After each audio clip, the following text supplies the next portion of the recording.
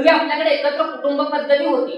टीव्हीचं आक्रमण, मालिकांचं संक्रमण, जाहिरातींचं प्रदर्शन आणि मोबाईल किंवा स्मार्टफोनचं अतिक्रमण अजून कुटुंबात किंवा समाजात झालं नव्हतं. ब्लू व्हेल किंवा पबजी सारख्या गेम्समुळे मुलांचा जीव जात नव्हता, कारण घरात वडीलधाऱ्यांचा वचक होता आणि समाजात बुजुर्गांचा धाक होता, दरारा होता. आजी आजोबा नावाचं संस्कार आणि संस्कृतीचं चालतं बोलतं विद्यापीठच घरात नांदत होतं. पण आता घरं विभक्त झाली, बुजुर्ग वृद्धाश्रमात गेले, बंगले प्रशस्त झाले, दिवाणखाने ऐसपैस झाले, पण मोबाईल आणि टीव्ही मुळे कुटुंबातील संवादच थांबला, बोलणंच संपलं. आज स्वतंत्र कुटुंबातील प्रत्येकाच्या हातात मोबाईल आहे.